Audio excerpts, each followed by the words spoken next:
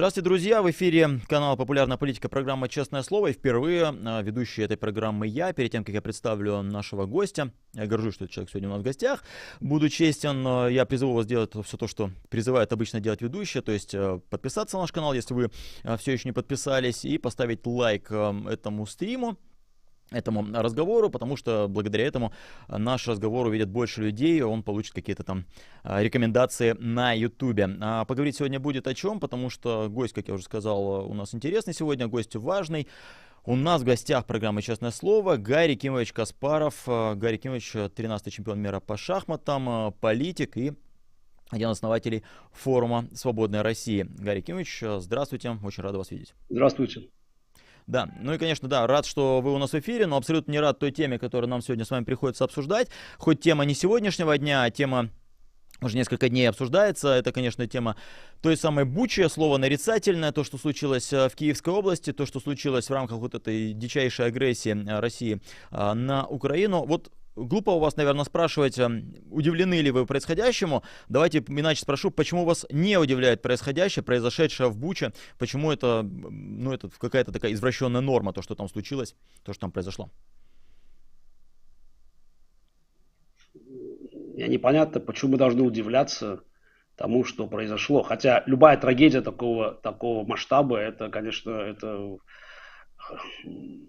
это повод задуматься. Вот. Но понять также, что это случилось не только вчера. Путину власти уже больше 20 лет. Надо помнить, с чего начинался приход Путина к власти. Со взрывов домов. И эта история по-прежнему висит в воздухе. Какую роль сыграли в этом российские спецслужбы. Чеченская война. Мы же помним, ну, по возрасту, наверное, ты вряд ли помнишь это, но ковровые бомбардировки Грозного и бесчинство российской армии в Чечне. Ну и дальше целый, как бы уже бесконечный лист преступлений. Нордост, Беслан, особенно Беслан, я там был буквально меньше, чем через год после трагедии. Это, конечно, страшно совершенно было видеть. Вот. Ну и продолжение безостановочное путинских преступлений, которые вело в Бучу. Если главнокомандующий считает возможным применение, неизбирательное применение современных средств войны против гражданского населения. Мы это видели, что буквально на третий день войны, может на четвертый, когда провалился план молниеносного захвата Киева, начались обстрелы жилых кварталов, причем понятно, что это все было уже сделано целенаправленно, то это просто реакция солдат, которые считают, что это все возможно. Увы, это традиция. В принципе. Это традиция, которая закладывалась в российской армии. Ну, кто-то скажет, что она уходит уже корнями в более глубокую историю, а кто-то будет говорить про Первую Чеченскую войну. Но в данном случае это не суть важно. Мы не будем сейчас заниматься историческими такими изысками. Совершенно очевидно, что вот эти все тренды, которые были в российской истории, и понятно, что российская армия и советская армия никогда не отличалась особенно благожелательным отношением к мирному населению на захваченных территориях. Но при Путине это все стало нормой. И поэтому Буча — это, увы, это тот результат путинского управления, который сегодня весь мир увидел и ужаснулся. Но мы должны понимать, что это не единичный случай. И более того, также надо отдавать себе отчет. Бучу освободили украинцы, много городов сейчас находится под контролем российских оккупационных войск. И я думаю, что картинки, которые мы увидим из Мариуполя или из других городов, когда они будут освобождены украинской армией, они будут еще более ужасающими. Скажите, такой вопрос, да, мы говорим про исторические параллели, о том, как Путин ко всему этому вел, что это стало логичным продолжением всей этой путинщины. Но вот кто в ответе, как вы думаете, за все происходящее? То есть они не спрашивают там глупо, в ответе ли Путин, в ответе ли там условный Шойгу или Коношенков, но в ответе ли граждане России, и все ли они в ответе? Или тот, кто говорил «я против войны», там, тот, кто писал «no war», мы его сразу убираем, он не отвечает. Или любой человек с российским паспортом, как вы считаете, он становится виноватым за произошедшее и происходящее? Ну, вообще, вина — это такое личное понятие. Ну, относительно, на самом деле, да, с моей точки зрения, виноваты все. все те, кто являются гражданами России, включая в этот список себя тоже. Хотя, в отличие от очень многих других, я с первого дня был оппонентом путинского режима, жестко критиковал его и, к сожалению, предсказывал деградацию режима и трансформацию его вот в тот фашистский кошмар, который сегодня после фактически уничтожения всего живого у нас в стране перешел, как говорится, на уничтожение уже всего живого за ее пределами.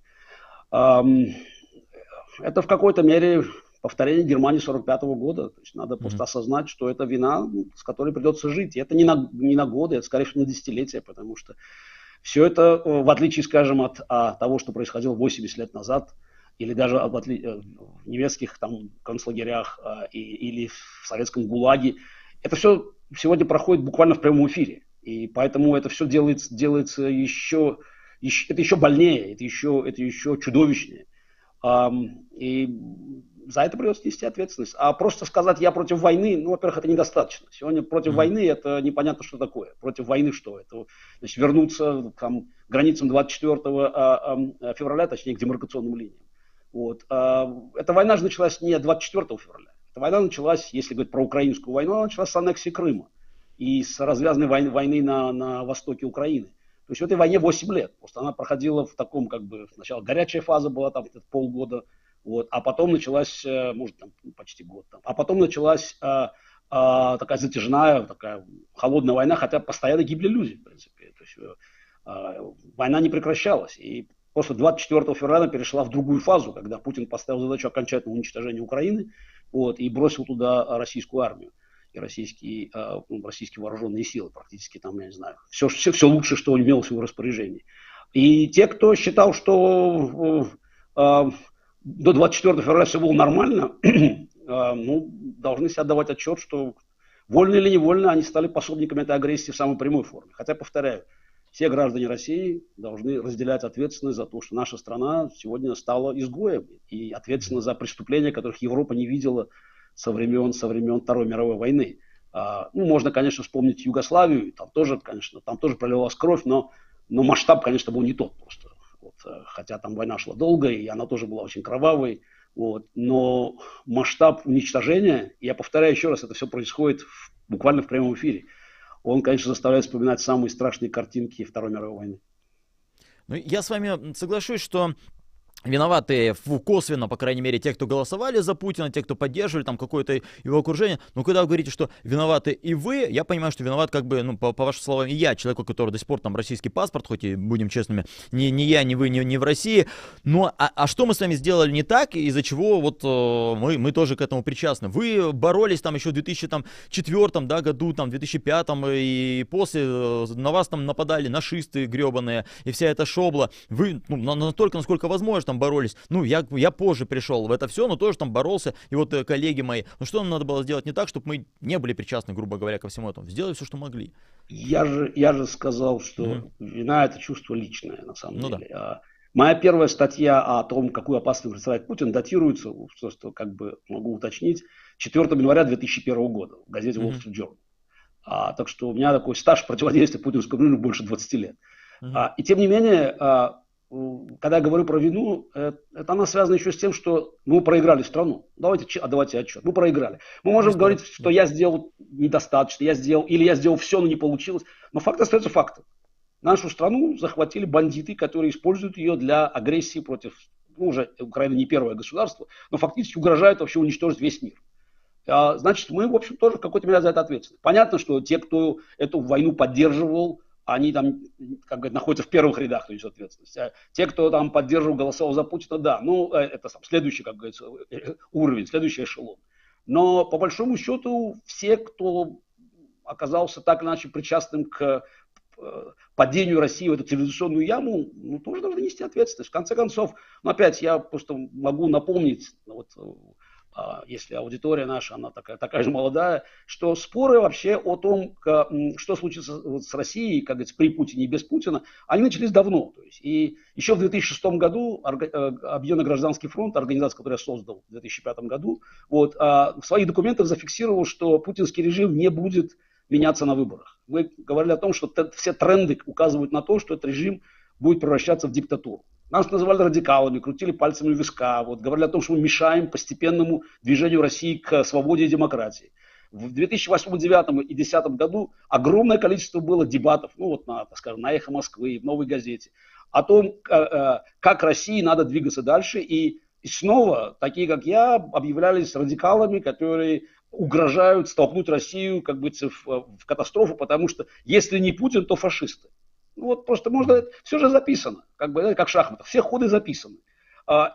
Наши просто, ну, я не знаю, крики вопиющего в пустыне просто вот, о том, что именно с Путиным в России придет фашизм, они отвергались. Кстати, во многом, благодаря тем, кто считал, что России нельзя делать этих серьезных телодвижений, то есть надо бы все-таки постепенно двигаться, не надо раскачивать лодку, не надо так агрессивно противостоять путинскому режиму. Вот голоса вот тех, кто пытался смягчить вот этот градус противостояния, они сыграли свою роль на Западе. Ведь, ну, понятно, что там, многие западные политики были заинтересованы в сотрудничестве и далеко не бескорыстно с путинским режимом. Но тем не менее, до буквально самых последних лет аргументы от российской оппозиции либеральной о том, что надо все-таки сохранять Россию в Совете Европы, и надо бы, чтобы Европейский суд по правам человека действовал. Вообще надо продолжать работать внутри страны, как говорится, ну, потому что есть возможности для того, чтобы вернуть ее как бы на цивилизационный путь развития. Это все послужило серьезной аргументацией, такой базой для аргументации, которая активно использовалась путинскими лоббистами на Западе для того, чтобы не вводить, например, серьезные санкции. Вот после 2014 года санкции напрашивались. Это аннексия территорий соседнего государства, которое в Европе не было со времен Гитлера. Вот. Даже Сталин не делал аннексии после Второй мировой войны. Ну, понятно, там балтийские страны были, но вот после 1945 года вот такой аннексии в Европе не было. Тем не менее, санкции были смешными. Ровно потому, что опять, хорошо, аннексия Крыма, да, но тем не менее, можно вспомнить, что в российской оппозиции было немало людей, которые считали, что хорошо, взяли Крым, что теперь делать? Двигаемся дальше. Не понимают, что на самом деле Крым это просто первая остановка на пути к дальнейшей агрессии. Об этом я писал еще в 2015 году в своей книге, там «Зима наступает», «Winter's coming».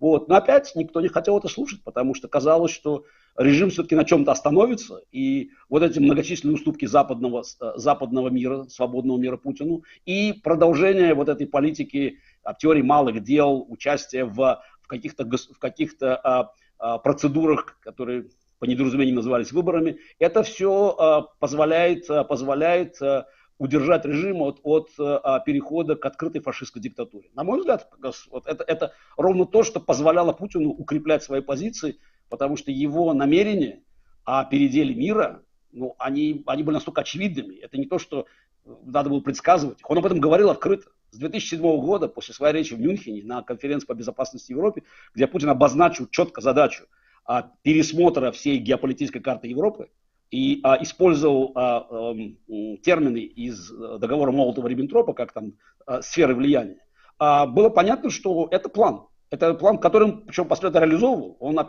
Он не прятался никуда. В 2008 году он напал на Грузию. Опять, да. Агрессия против Грузии. Без последствий, просто нулевые последствия, насколько я помню. Вот, естественно, конечно. Более того, Запад искал возможность разделить ответственность между Саакашвили и Путиным. Вот. Но также было делить ответственность между Маннергеймом и Сталиным по поводу советско-финской войны. Вот. Поэтому мне кажется, что надо опять смотреть в зеркало. Вот. И мне кажется, для нас это очень важно, потому что, чтобы у России было будущее, нам, в общем, надо понять, как говорится, почему мы сюда пришли. Вот очень важно разобраться в причинах вот этой катастрофы. Это действительно гигантская катастрофа. И просто так из этой цивилизационной ямы нам не выбраться.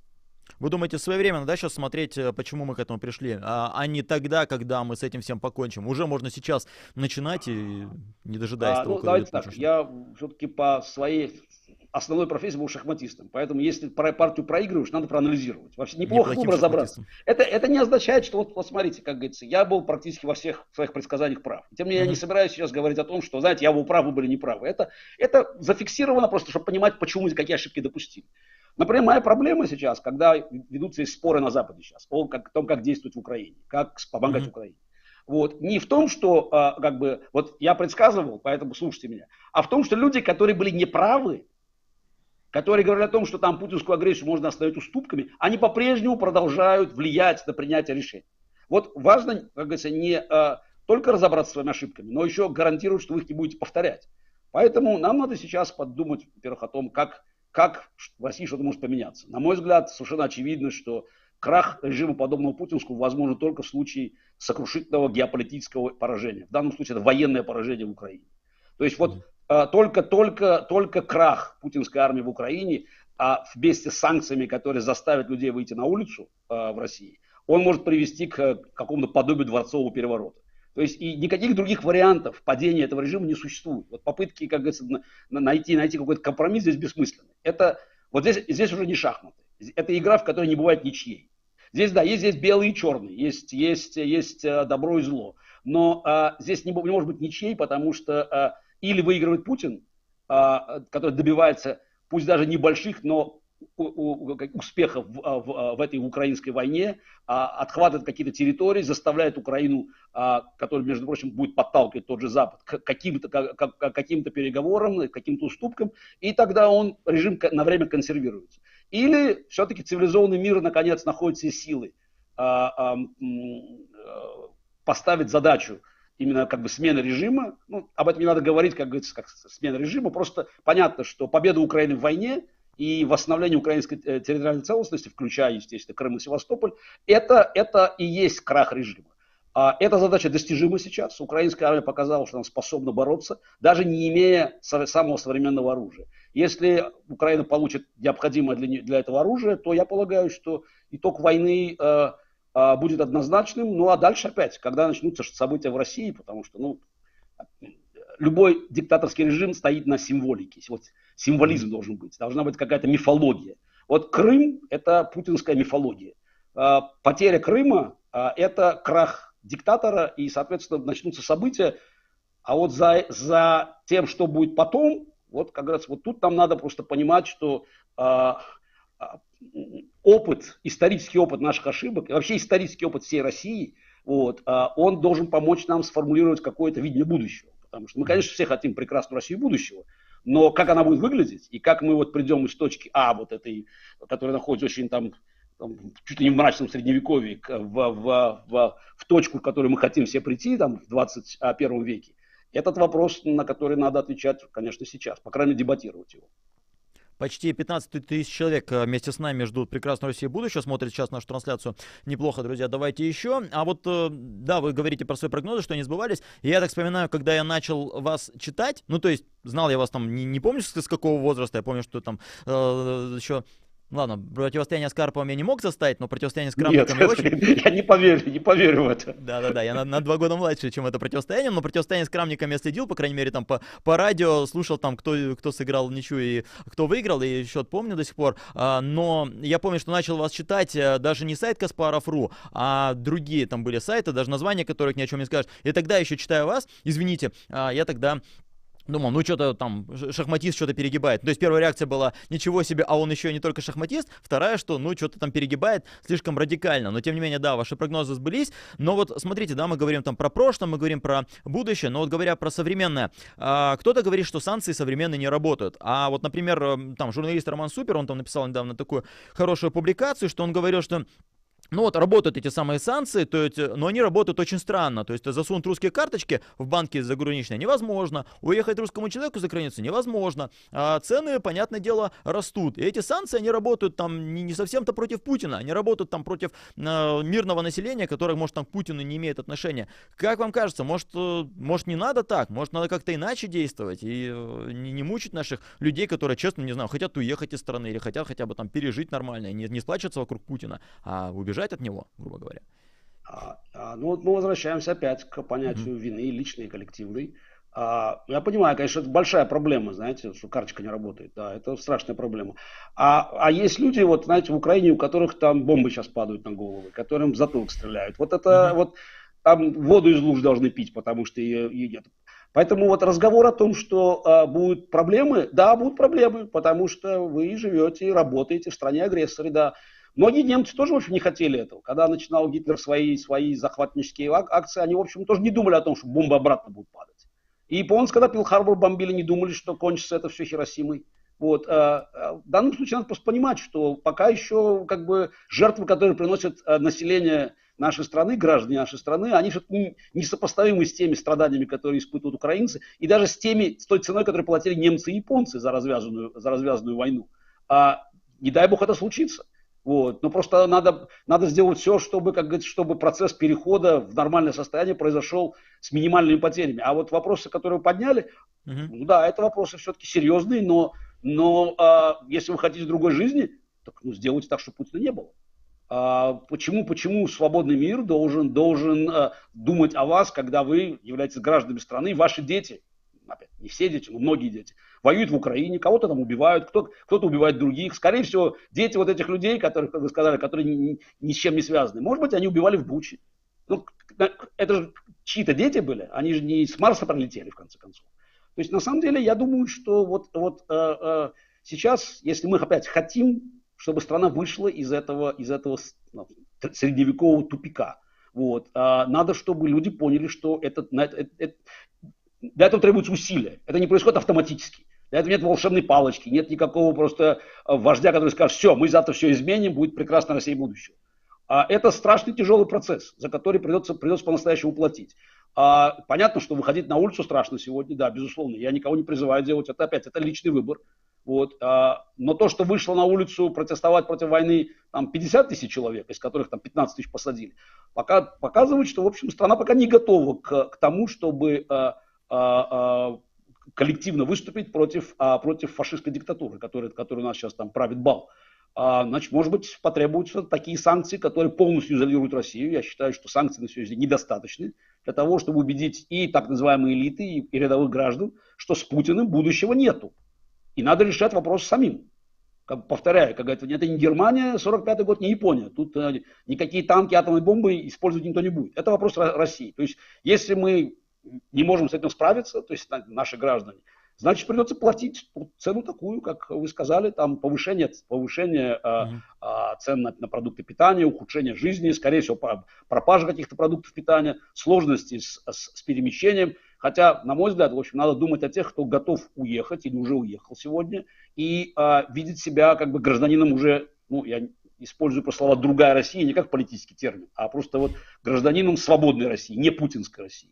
Это серьезный вопрос, на который надо отвечать, и, на мой взгляд, об этом надо задуматься, о том, что сегодня уже существует иная, другая Россия, Россия не путинская, которая исчисляется уже, может быть, даже не сотнями тысячами, а уже, может, и миллионом с лишним человек, и надо думать, как ее организовывать. Это тоже вопрос, на мой взгляд, который вполне может обсуждаться и должен обсуждаться.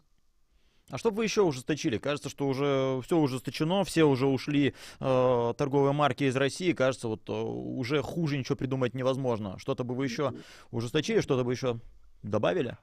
Нет, на самом деле далеко не все ушли. Я сказал, например, про компанию Марс. Далеко не все ушли. Ушло большинство, но далеко не все. Значит, но вопрос же не только в ассортименте санкций. Вопрос, на самом деле, существуют ли там пути их обхода.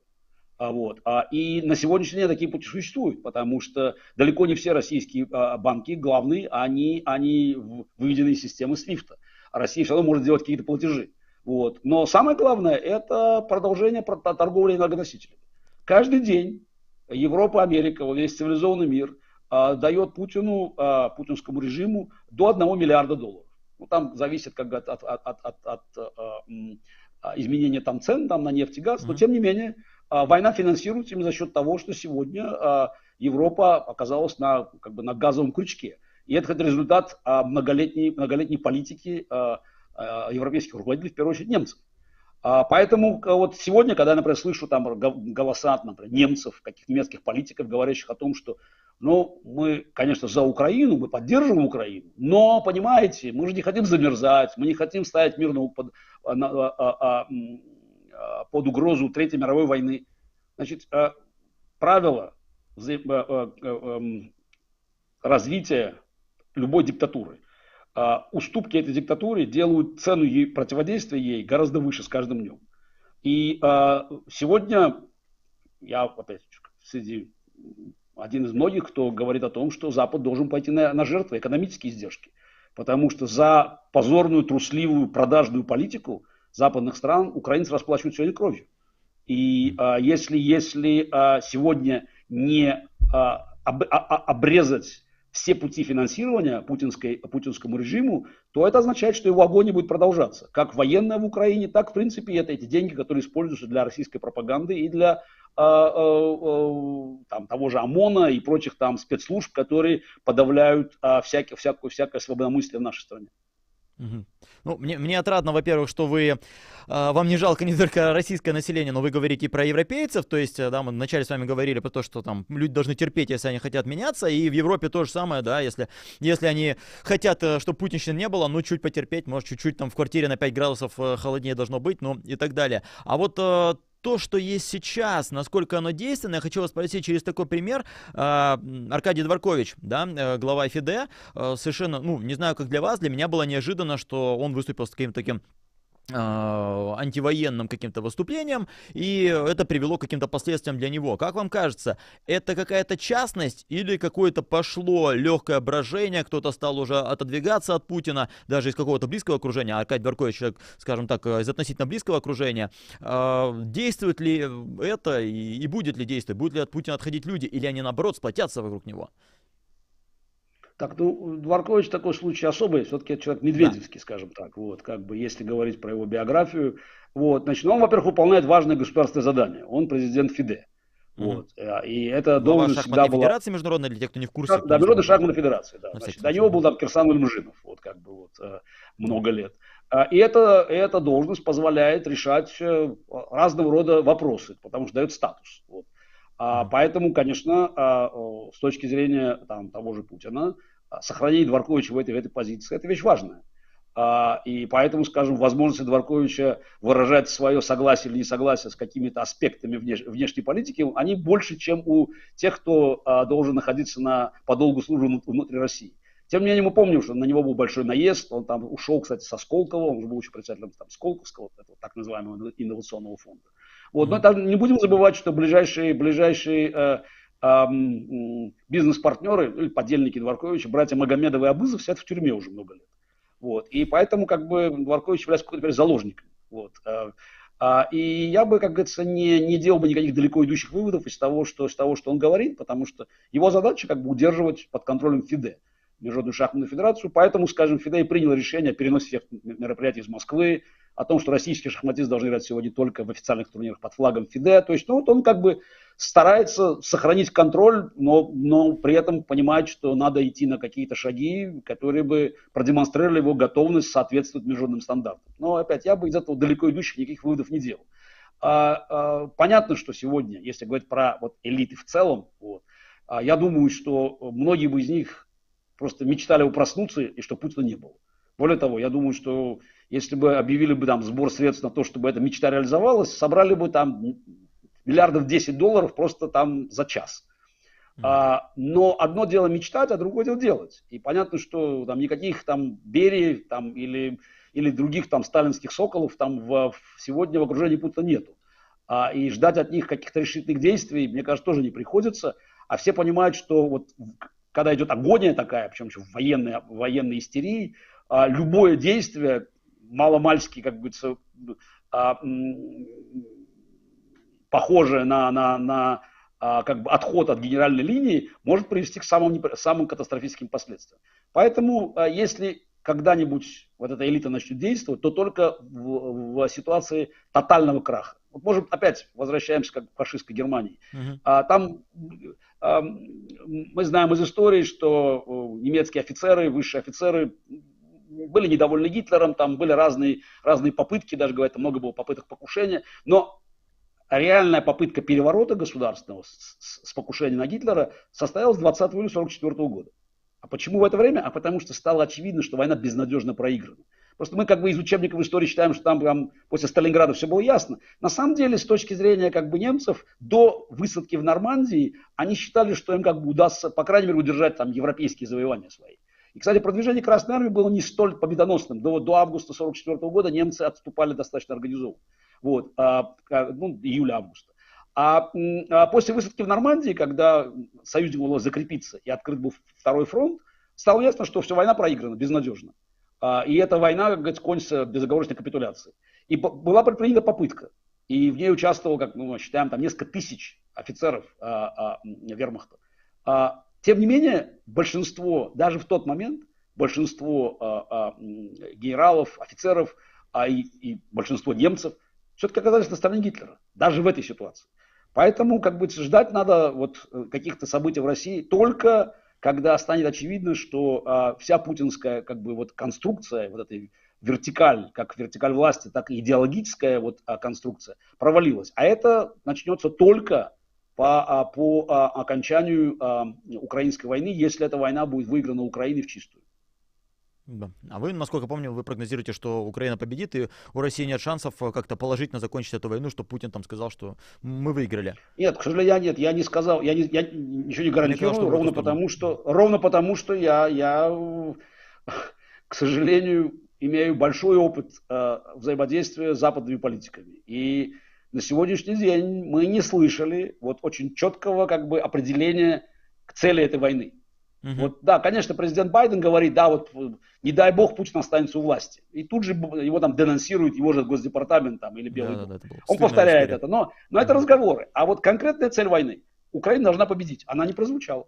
И именно поэтому Украина не получает тяжелого вооружения, необходимого для того, чтобы не только отбить атаки, а для того, чтобы войну выиграть. И если мы посмотрим, скажем, на вооружение, которое Украина получала, это все-таки вооружение, ну, не для партизанской войны, но для обороны, чтобы выжить. Это там, стингеры, джавелины, там, все это оружие позволило удержать Киев, там, сбивать вертолеты. Да. Но для наступления вам нужна дальнобойная артиллерия, вам нужны танки, вот, современные. И, что очень важно, нужны противокорабельные ракеты, потому что основной ущерб украинской инфраструктуре, военной в первую очередь, наносят, конечно, корабли. Там самые мощные ракеты запускаются с кораблей.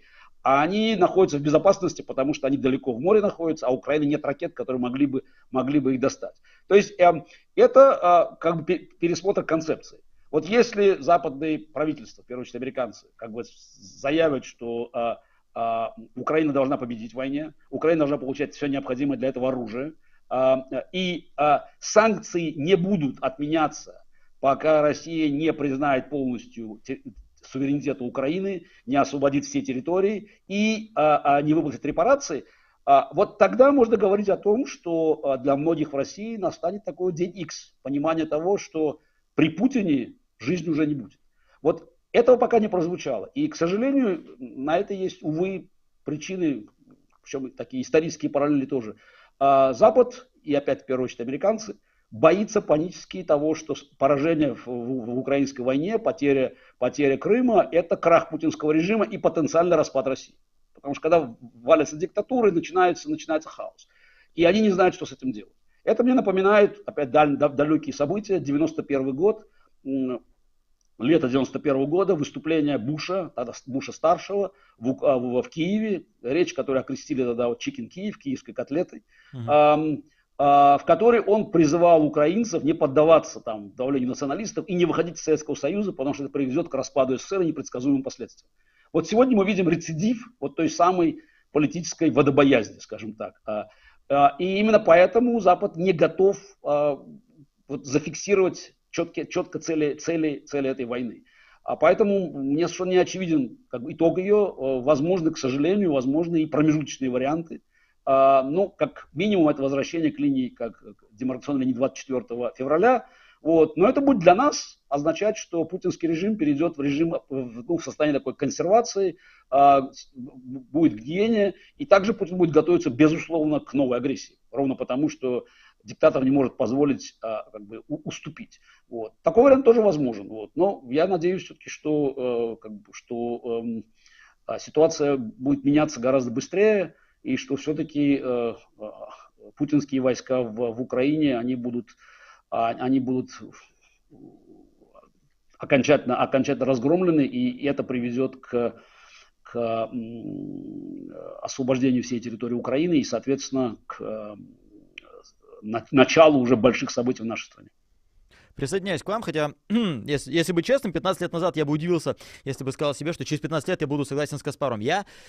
Тогда я думал, что тогда я думал, что Гарри Кимович слишком радикален, а Путин еще, он Дмитрий, ошибается. я здесь перебил вас, извините, я просто вот вспоминаю, у меня был один случай такой, я выступал в Лондоне, как раз когда книжка моя вышла, вот Winter's Coming, и презентовал ее там, такой, естественно, бизнес-ланч, уважаемые люди, Год? всякие бизнесмены. 2015 год. Вот как раз вышла книжка моя, значит, да. Вот. И, значит, ее обсуждали все. Это год расцвета вот этого исламского государства. Вот ISIS, вот этого, значит, да. И я там говорил о том, что вот это, значит, аннексия Крыма это первый шаг, что на самом деле там Путин, это угроза, все. Меня слушали. И потом один из организаторов спрашивает, скажите, а вот что вы думаете, кто вот опаснее для нас? Путин или исламское государство? Я говорю, вы про исламское государство забудьте через пару лет. Приходит Аль-Каида, исламское государство, а это все производные от той вот активности, которую ведет Путин, там КГБ, неважно, как он называется, в принципе, диктаторы. После этого ко мне все потеряли всякий интерес. Потому что понятно, что, конечно, Путин это бизнес-партнер, а исламское государство это угроза. То есть, я к этому уже привык, на самом деле. Вот привык. И более того, мне никакого не доставляет удовольствия повторять, что я тогда был прав, ровно потому, что эта трагедия, она все затеняет. И буквально за 4 дня до начала вот этого витка войны, агрессии, я выступал на украинском телевидении. И шел разговор о том, что, значит, вот, что будет. И один из украинских экспертов атаковал меня в прямом эфире, говоря о том, что вот из-за таких, как вы, вот наша экономика страдает, что это угроза войны, на самом деле, это фикция, что, значит, нам надо просто понять. Я говорю, знаете, вот дай бог, что я был не прав. Но если я прав, это будет страшная трагедия. Почему вы не хотите поверить Путину? Вот на самом деле, он лжет. Ложь для Путина это нормальный способ скрывать свои планы. Губы шевелятся, значит, Путин лжет. Но это, заметьте, диктатор лжет в тактике. Вот если мы шахматный язык используем, чтобы скрыть свои планы. Но стратегически Путин на самом деле никогда не скрывал свои цели. Ликвидацию Украины. Более того, я говорю, вот давайте посмотрите. Он собрал 200-тысячную армию. Он пригнал Тихоокеанский флот в Черное море. Давайте серьезно это воспринимать. Может быть, это для торговли, чтобы улучшить свои переговорные позиции. Но у меня просто есть опасение, что это совсем о другом. Почему вы не готовы? И, кстати, мне кажется, что вот даже украинцы многие, они не готовы были принять, что что угроза такая существует. Надо же понимать, что, в общем, Украина психологически оказалась, мне кажется, не готова к войне. Это не нам судить, как говорится, украинцам. Но мне кажется, что настроения были, но этого никогда не случится. Хорошо, Крым, война в Донбассе, но чтобы вот так с 6 направлений напасть, такого быть не может. В принципе, я не знаю, вопрос, понятно, американцы могли поставить больше оружия, все. Но почему не был, например, полностью заминирован Крымский перешейк? Вот как так получилось, что, в принципе, что путинские войска перешли буквально молниеносно, очень узкий перешейк, и захватили весь юг. То есть, я еще раз говорю, вот какие-то вещи, они действительно не укладываются у нас в голове. Мы живем в 21 веке. Это же это было при Гитлере, при Сталине, это было при Иване Грозном, вообще все. А на самом деле, надо иногда слушать то, что говорит диктатор. Потому что у него менталитет другой. Он по-другому на все смотрит. Он не спрашивает, а почему? Вопрос главный, почему бы и нет.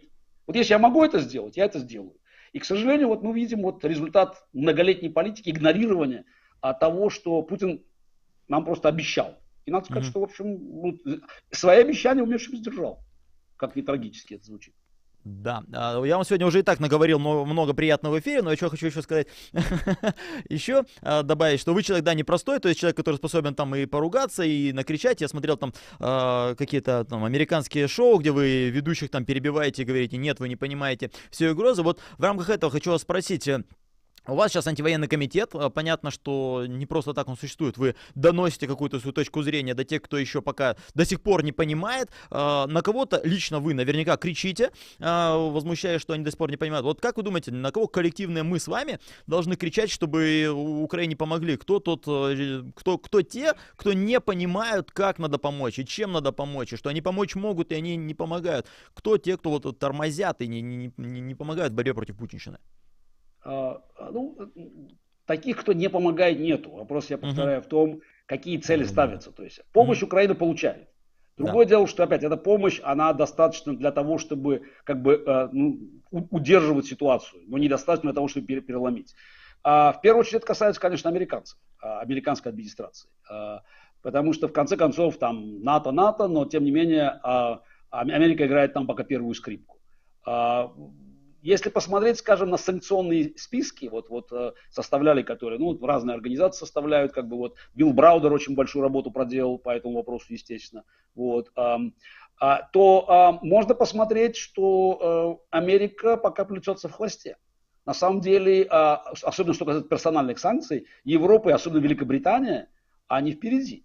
То есть, на самом деле, простор для того, чтобы санкционировать дальше есть. Америка, например, до сих пор не санкционировала Абрамовича, там, Фридмана, там, Авина, там, да и с Дерипаской вопросы есть. То есть, на самом деле, Америка продолжает искать, мне кажется, какие-то там потенциальные точки для достижения компромисса. И поэтому именно это, мне кажется, сейчас главный объект нашего, я не знаю, нашего крика, если следовать тому, что сейчас ты сказал, как бы. И более того, мне кажется, еще это постоянное педалирование темы, что если прижать Путина окончательно, то начнется там Третья мировая война. Он нажмет там все кнопки сразу, и нам всем конец.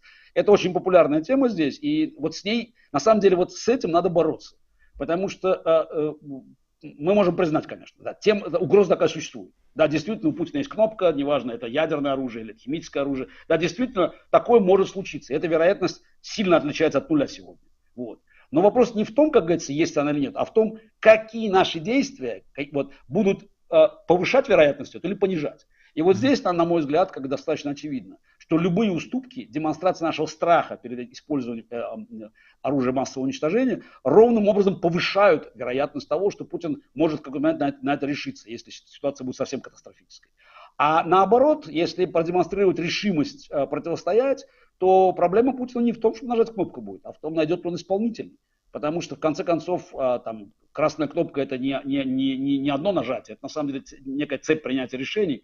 И если, скажем, мы говорим про тактическое ядерное оружие, то я не сомневаюсь, что это как раз финальное решение будет приниматься каким-нибудь адмиралом или генералом, который должен будет как бы сделать последнее телодвижение и послать ракету. Если они будут знать, что ответ неминуем, то есть возмездие неминуемо, и это не Гаага через 5 лет, а натовская ракета через 5 минут, то я совершенно не уверен, что они так готовы будут умирать за путинские амбиции, и вряд ли они верят, что они все попадут в рай. То же самое касается, скажем, российских летчиков, которые демонстрируют там чудеса мужества, когда бомбят там роддомы и гражданские объекты другие. Готовы ли они будут подняться в воздух, если их там будут встречать натовские истребители? Такое ощущение тоже, что камикадзе у нас в ВВС, по-моему, не воспитывали. То есть это на самом деле сейчас такой важнейший психологический момент понимания, что любая уступка сегодня, любое проявление нерешительности, оно просто повышает цену, которую мы заплатим. Потому что пока Путину власти, мира не будет все равно. Надо смириться с этим. И не будет ни мира ни в Украине, не будет ни мира в Европе, и ничего хорошего не будет в нашей стране. Будет все только плохо. Поэтому чем скорее будет этот режим исчезнет и уйдет там на мусорную свалку истории, тем больше шансов, что мы спасем и жизни украинцев, и в том числе шансы России вернуться на столбовую дорогу цивилизации, они, как говорится, будут выше, чем скорее мы избавимся от Путина и его режима. Я понял вас, да. Это в каком-то смысле говорит о том, на что мы рассчитываем всегда, что может там сократить срок Путина, это какой-то раскол в этих самых элитах, это уже стало там притчей во языцах. И я смотрю на сегодняшние новости, в том числе такие аккуратные признаки раскола, вижу, несколько дней назад, вы, может быть, читали об этом, что Песков сказал одно, а Кадыров сказал другое. То есть они там о чем-то так заочно поспорили, и все такие ждут, может сейчас там что-то с Кадыровым случится. А по сегодняшним новостям Кадыров получил, источник сообщает, что Кадыров получил звание генерал-лейтенанта. Может, это уже и есть раскол? Может, они реально не то чтобы там какие-то группировки поднимаются, а просто непонятно, кто управляет страной, и там какое-то расхождение? Или вы таких признаков не видите, и не надо себя успокаивать, что он существует? Я еще раз говорю, раскол начнется, когда они поймут, что конец. Да. То, что происходит сейчас, может, показывает, что они чувствуют, они предчувствуют конец. Вот. Это это мне напоминает вот как бы вот фразу Черчилля, когда он комментировал сражение под Эль-Аламейном, где была разгромлена армия Роммеля, как бы вот, значит, это была первая крупная победа англичан в прямом противостоянии с немцами. Вот. И, значит, он сказал, что это совсем не конец. И это даже не начало конца, но это конец начала. Вот, то есть это, в принципе, это it's end of the beginning. То есть на самом деле, мне кажется, что вот мы сейчас видим вот как бы вот завершение вот первой фазы вот этого раскола. То есть когда они нервничают, на самом деле они понимают, что все идет не туда. То есть все катится в тартарары. То есть я думаю, что Песков это точно понимает. Вот. Другое дело, что они все заложники, они не могут соскочить с этого поезда. Поезд идет под откос. Там, я не знаю, корабль уже там или столкнулся с Титаником, или сейчас вот столкнется, это неизбежно. Кадыров может этого не понимать, кроме того, Кадырову-то некуда бежать. Понятно, это правда. Совершенно. Вот. А Пескову, скорее всего, тоже некуда бежать, потому что я полагаю, что все они являются военными преступниками, как бы вот, но все-таки немножко разный уровень как бы вот интеллектуального восприятия, то есть как бы рефлексии. Поэтому реакция Пескова понятнее. Если мы еще услышали Набиуллину, она, может, была бы еще, но она молчит, понимаете, спряталась куда-то и молчит. Да. То есть ясно, что они все прекрасно осознают себя, где они находятся. Вот. Просто каждый может по-разному это пытаться высказать как-то. И сейчас видно, что, скажем, Песков, который до этого, до начала войны вел себя, как вальяжно, сказали, не сказали. То есть он просто издевался над нами, он нас всех троллил. Все журналисты, то сейчас видно, что он растерян. Что он на самом деле понимает, что вот время вот для этого такого троллинга, оно прошло. Хороший знак на самом деле. То есть самые там продвинутые понимают, что катастрофа неизбежна. Они не знают, как она будет выглядеть, они не знают ее последствий. Понятно, что они не потенциальные заговорщики. Тут у нас там, я говорю, ни Берии, ни графа Палина у нас нету там. Вот. Но очевидно, что эти флюиды в воздухе перемен, они уже носятся. И это такая заочная перепалка, она тому демонстрация. Да, спасибо. Валерий Кимович, самое последнее. У нас сейчас смотрят 24 400 человек. Ни разу за время нашего с вами разговора количество не падало. Все время оно росло. И сейчас, когда число максимально, время задать реально нормальный вопрос. Вопрос про шахматы. А до этого вопросы были такие это была разминка. Это была разминка, да. Разминка. А сейчас выходим на основной вес, да, просто? Да, на основную ветвь. Смотрите, Сергей Корякин, да, самый главный российский шахматист прямо сейчас. Его дисквалифицировали отовсюду. И это справедливо, потому что человек, будучи главным российским шахматистом, радостно приветствовал все путинское, Давайте не обижать там тоже. Яна Непомнящего все-таки. Там на самом деле Корякин не сильнейший российский шахматист сегодня. Все-таки вот. Один из сильнейших, да. Хорошо, вот. Да, один из сильнейших, да. Его отлучают, его дисквалифицируют. Сильнейший шахматист мира Магнус Карлсон прогнозирует, что это, наверное, навсегда, и уже Корякин не вернется. Как вы думаете, нужно ли дисквалифицировать других российских спортсменов, не только шахматистов, но и всех остальных, лишать возможности участия в турнире, или все-таки спорт не политики? Спрашиваю вас как спортсмена, как шахматиста. Ну, во-первых, тезис спорт не политики вообще не действует, на самом деле. Согласен. Для диктаторов спорт это политика. И это мы знаем еще со времен Берлинской Олимпиады 1936 года. Спорт это политика, и все диктаторы всегда использовали спорт именно для этого. А спорт не политики это, с одной стороны, пропаганда диктаторов, а с другой стороны, это отговорка международных функционеров, которые обычно получали деньги от диктаторов. Вот, не будем забывать, что Пьер Кубертен последнюю пару лет своей жизни просто был на зарплате, на пенсии у Гитлера. Так, просто, как бы для уточнения как бы вот этих истории Олимпийского комитета, который вне политики, как известно. Вот. Да. Поэтому делать вид, что мы на сегодняшний день как бы можем эти вещи разделить, просто это было бы неправильно. И с моей точки зрения, в сегодняшних условиях дисквалификация российских спортсменов, как мне не было бы это неприятно говорить, это часть той самой изоляции. Но поэтому проблема, например, вот скажем, как проводить турнир? А если играют сборная России, сборная Украины, и украинцы откажутся играть с Россией, что теперь делать? А в шахматах, скажем, это неизбежно. Поэтому, увы, я повторяю, это мы как бы закругляем наше интервью, возвращаясь по кругу, к первому же вопросу. Да, есть доля исторической ответственности, но ее надо нести всем, как говорится, да, и тем, в том числе и шахматистам, и другим спортсменам, которые вынуждены будут, в общем, жертвовать своей карьерой, ровно потому, что наша страна виновна в совершенно жутких преступлениях. И это не вопрос одного дня, не вопрос одного месяца, это даже не вопрос, может быть, нескольких лет. Я очень боюсь, что этот вопрос, так же как и с Германией после 1945 года, этот вопрос растянется на десятилетия. И чем скорее мы от этого Марокко избавимся, тем больше у нас шансов, что все-таки этот процесс будет болезненным, но не катастрофическим. Спасибо вам, спасибо за общение и спасибо за хоть какую-то, но надежду, что оно победит. Победит что-то хорошее. 45-й год все-таки год победы чего-то хорошего. Гарри Кимович Каспаров, 13-й чемпион мира по шахматам, политик и сооснователь форума «Свободная Россия» был у нас. Гарри Кимович, большое спасибо вам. До свидания. Спасибо, до свидания. До свидания. Вот, с вами был Дмитрий Низовцев. Эти 45 интересных минут. Опять же, подписывайтесь на наш канал.